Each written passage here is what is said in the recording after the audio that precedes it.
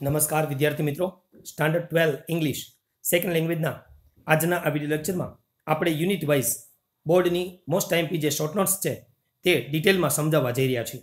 આશા રાખીએ કે આપને એ શોર્ટ નોટ્સ ખૂબ ઉપયોગી બનશે અને આપનું અંગ્રેજી વિષયનું માર્કિંગ પણ વધશે.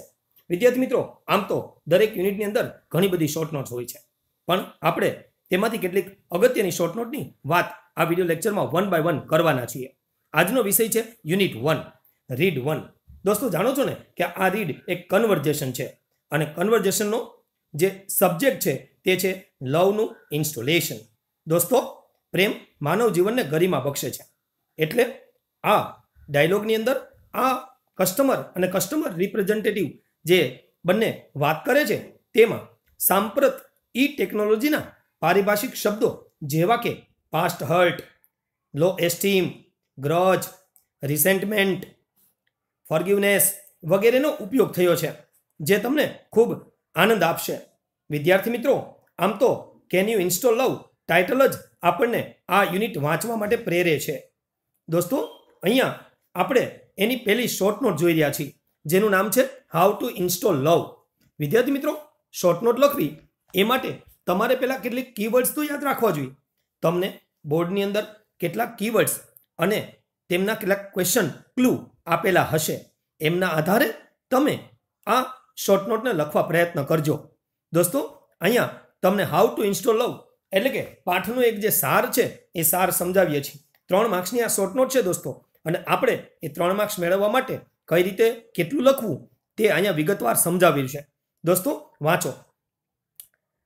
This is a lovely passage about the use of computers. વિદ્યાર્થી મિત્રો, કમ્પ્યુટરના ઉપયોગ અંગે અહીંયા લખાયેલ આ એક સુંદર પાઠ છે. Actually the dialogue tax place about installing love in heart. ખરેખર જોઈએ તો હૃદયમાં પ્રેમનું નિરૂપણ કઈ રીતે થઈ શકે છે તેના વિશે અહીંયા વાત કરવામાં આવી છે. The customer service representative is helping the customer to install love. વિદ્યાર્થી મિત્રો, કસ્ટમર સર્વિસ રિપ્રેઝેન્ટેટિવ છે તે પોતાની સામેના ગ્રાહકને સમજાવે છે, બરાબર, કે પ્રેમનું નિરૂપણ કઈ રીતે કરી શકાય. On the surface it appears that. Surface પર પહેલી નજરે આપણને આ પાઠ વાંચતા એવું લાગે છે કે ઇટ અપિયર્સ ધેટ એવું લાગે છે કે the talk is about installing some programs, કે આ કમ્પ્યુટરમાં કોઈ પ્રોગ્રામ નાખવાની વાતો ચાલી રહી છે. But when we go on reading further, પરંતુ આગળ વાંચતા ખબર પડે છે કે we come to know that it is about how to really have love in our hearts. ખરેખર તો પ્રેમનું નિરૂપણ કઈ રીતે કરી શકાય તે અંગે આ કન્વર્ઝેશનમાં ખૂબ સરસ વાત કરવામાં આવી છે. તમારે આ ટાઈપનો પેરેગ્રાફ પહેલાં લખવાનો છે અને પછી તેમાં આટલું એડ કરવાનું છે. The writer points out that only by removing some feelings like grudge, resentment, low self esteem etcetera, આ બધી જે ફિલિંગ્સ છે એને આપણે રિમૂવ કરવાની છે. દોસ્તો, આ પાઠના લેખક જણાવે છે કે હૃદયમાંથી થોડી લાગણીઓ કાઢવી જરૂરી છે. કઈ કઈ લાગણીઓ કાઢવાની વાત કરે છે તો કે ઘૃણા, નફરત અને પોતાના માટે આત્મવિશ્વાસની કમી વગેરે કાઢવાની વાત કરે છે. આગળ જુઓ. One can have a healthy heart and after that love can be installed with smile, friendliness etcetera. તો જો તમે આ બધી કમીઓ, આ લાગણીઓ જે આપણા હૃદયમાં ઘર કરીને બેસી છે એને ગાઢ્યા પછી જ હૃદય સ્વસ્થ બની શકે છે અને ત્યારબાદ જ હૃદયમાં પ્રેમનું નિરૂપણ કરી શકાય છે. If the heart is free from such weakness, the heart can have peace, warmth and contentment. વિદ્યાર્થી મિત્રો, જો હૃદય આ બધી વીકનેસ એટલે કે નબળાઈઓથી આઝાદ થઈ જશે તો જ હૃદયમાં પ્રેમ, બરાબર, પછી તો કે શાંતિ, કરુણા જેવી હકારાત્મક બાબતોનું નિરૂપણ થઈ શકશે. In this way the heart will have all positive things. આપણા હૃદયમાં બધી પોઝિટિવ થિંગ્સ હોવી જોઈએ necessary two install love in the heart. તો હાર્ટમાં લવ ઇન્સ્ટોલ કરવા માટે આપણા હૃદયમાં આવી પોઝિટિવ થિંગ્સ જો હશે તો ચોક્કસપણે આપણે આ લવને ઇન્સ્ટોલ કરી શકશું. વિદ્યાર્થી મિત્રો, આ એક નાની એવી શોર્ટ નોટ છે, પણ તમે એને બરાબર યાદ રાખજો અને તમારી નોટબુકમાં લખી લેજો. બરાબર. હવે હું તમને બોર્ડમાં પૂછાયેલી એક બીજી શોર્ટ નોટની વાત કરવાનો છું, અને એ શોર્ટ નોટનું નામ છે કન્ડિશન્સ ફોર મેકિંગ લવ, જે આપને બોર્ડમાં પૂછાયેલી છે. તેના કેટલાક પોઈન્ટ્સ પણ અહીંયા આપ્યા છે. આ પોઈન્ટ્સની મદદથી આપણે આવી શોર્ટ નોટને તૈયાર કરવામાં મદદરૂપ થાય છે. તમે આપેલા પોઈન્ટ્સના ક્વેશ્ચનના આન્સર વાઇઝ જો તમે વિચારતા જાઓ તો તમને ચોક્કસપણે આ શોર્ટ નોટ યાદ પણ રહી જશે અને તમે સારું લખી શકશો. માની લો કે કન્ડિશન્સ ફોર મેકિંગ લવ, તો પ્રેમ કરવાની કન્ડિશન્સ કઈ કઈ છે? તો અહીંયા છે, first of all, a person who wants to love someone should open his or her heart. પહેલી કન્ડિશન તો એ છે કે એનું હૃદય મોકળું હોવું જોઈએ. Number 2, several disrupting programs. હવે આપણા હૃદયમાં ડિસરપ્ટિંગ, ખલેલ પહોંચાડતા જે પ્રોગ્રામ્સ છે, જેવા કે such as past hurt, low esteem, grudge and resentment, આ બધા જે પ્રોગ્રામ્સ છે are the obstacles of love. એ બધા પ્રેમમાં નડતર રૂપ છે, ઓબ્સ્ટેકલ છે, વિઘ્ન બનીને આડા આવે છે. બરાબર. એટલે એ આપણે દૂર કરવા જોઈએ. Next, love will automatically erase a negative feeling like past hurt. તો જુઓ, લવ જ્યારે ઇન્સ્ટોલ થશે ત્યારે એનું કામ, એનો ભાગ ભજવશે, ઓટોમેટિકલી ઇરેઝ કરશે. શાને ઇરેઝ કરશે? તો કે નેગેટિવ ફિલિંગ છે આપણા હૃદયમાં પાસ્ટ હર્ટ જેવી, આપને કોઈ ભૂતકાળમાં દુઃખ થયું છે એને દૂર કરશે. Number next, love will also overwrite a negative module. તો નેગેટિવ મોડ્યુલ છે ને એની ઉપર ઓવરરાઇટ કરશે.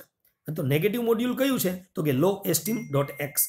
તો એની ઉપર શું ઓવરરાઇટ થશે? તો કે with positive module high esteem .x. તો આ રીતે લો એસ્ટીમ નામની જે નેગેટિવ મોડ્યુલ્સ, જે ફિલિંગ્સ છે, એના ઉપર ઓવરરાઇડ કરી ત્યાં હાઈ એસ્ટીમ, ઉચ્ચ આદરભાવ પેદા થશે અને જન્મ લેશે. હાવેવર, તેમ છતાં પણ you have to completely turn off grudge.x and resentment.com. આ બંનેને તમારે ટર્ન ઓફ કરવી પડશે. ગ્રજ, ઘૃણા, નફરત, અને આ જે રિસેન્ટમેન્ટ છે તેને તમારે દૂર કરવા પડશે.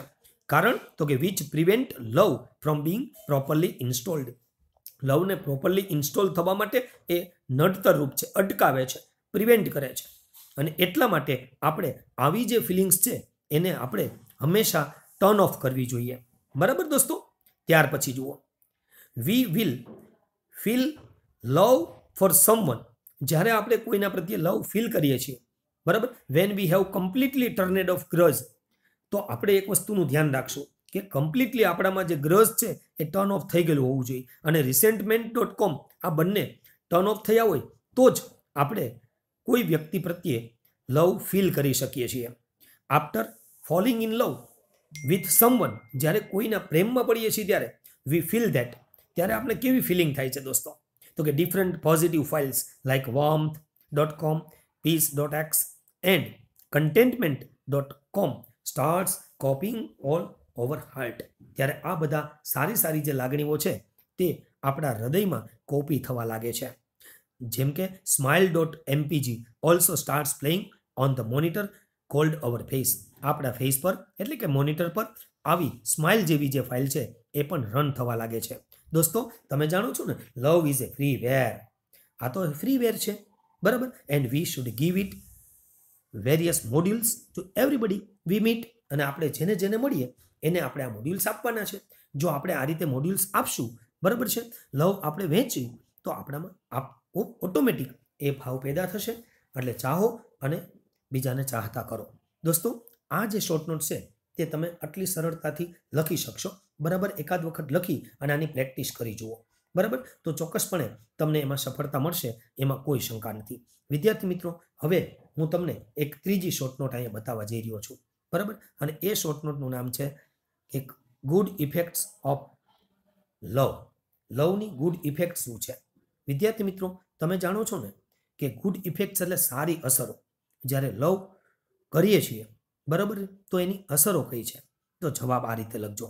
After falling in love the person will immediately show the science of energy in personality.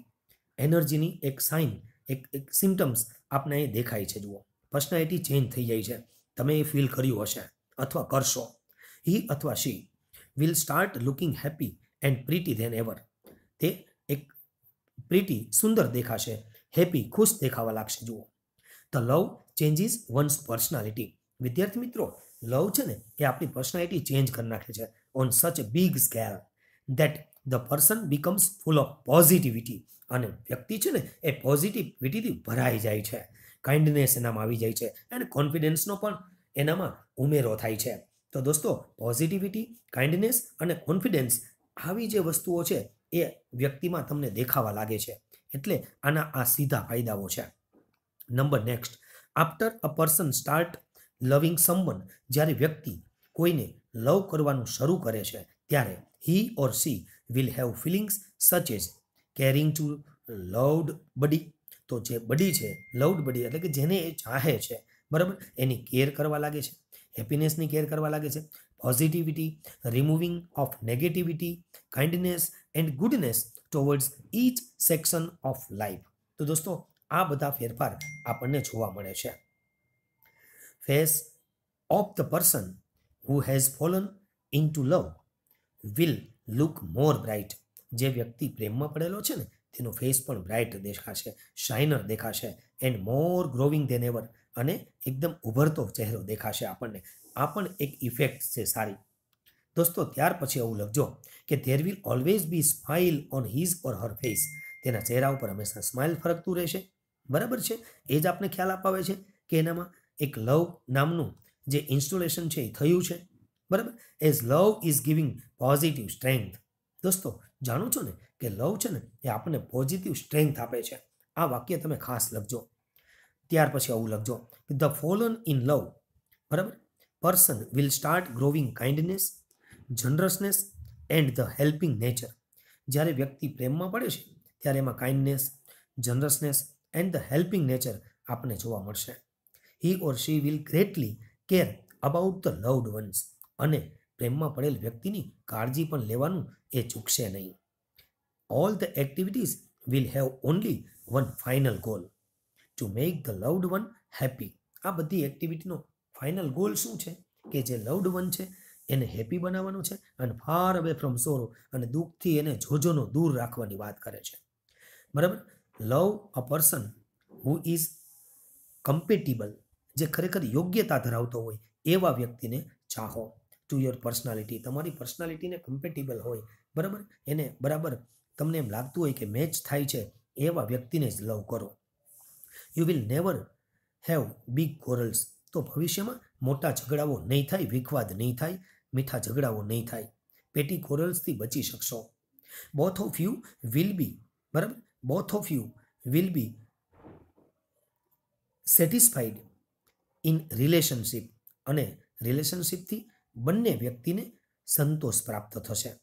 Maturity and stability of love will be more and more reinforced with time and your whole life will be full of good moments and memories. દોસ્તો, તો maturity અને stability પણ અહીંયા જરૂરી છે અને તો જ આપણે મેમરી લાંબા સમય સુધી યાદ રાખી શકશું અને યાદ રાખવી ગમશે. The first sign of love is, પહેલી સાઇન શું છે? Is that the person starts behaving very kindly. તો પહેલું આ સાઇન્સ આવશે તમને, જુઓ કે કાઇન્ડલી વર્તન કરવા લાગશે. The second sign is that he or she very frequently murmurs some romantic words or songs.